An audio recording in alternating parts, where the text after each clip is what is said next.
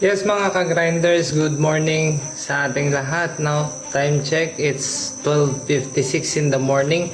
And tulad ng sinabi ko kaninang umaga ay bibigay ko sa inyo ang side ko about this issue.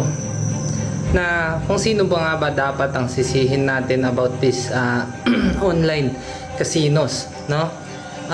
Napapansin ko lang po kasi na ang ating mga sinisisi palagi ay ang mga promoters, ang mga vloggers or content creators na nagpo-promote nitong mga online casinos na to. No guys, don't get me wrong about this issue, no, about this topic, kasi yun nga po ang nakikita ko, laging ang binabagsakan ng issue na ito, ng sisi na ito ay ang mga promoters. Meron silang pananagutan or meron silang dapat sagutin dito sa issue na ito sa pagpo-promote. Pero tignan natin yung whole frame ng picture na ito. Sa mga minors, kailangan din po ng mga magulang na i-guide ang kanilang mga anak sa paggamit ng kanilang mga phones or kanilang paggamit ng mga social medias dito sa issue na ito, dahil baka nalululong na po ang inyong mga anak, no? And ang mga promoters po ang nagbukas ng pintuan para dito sa online casino.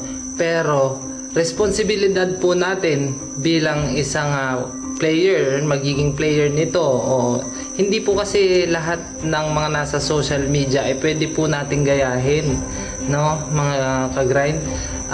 Responsibilidad po nating suriin lahat ng ating mga pina-follow na mga content creators, kung may value po ba ito. Bigyan ko po kayo ng example. Kung ako po ba ay mag-aabot sa inyo ng bato na ipupokpok nyo, sasabihin kong ipokpok nyo sa ulo nyo, gagawin nyo po ba ito? Aray ko! Siyempre hindi po, no?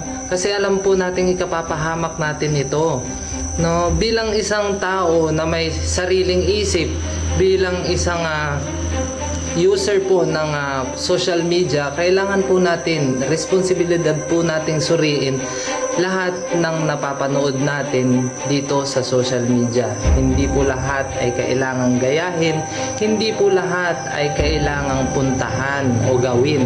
Ano po mga ka-grinders, no?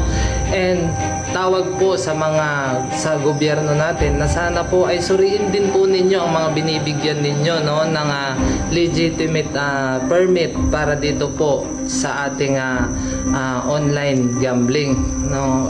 Ang sugal po talaga ay hindi po sagot sa kahirapan, mga ka-grind.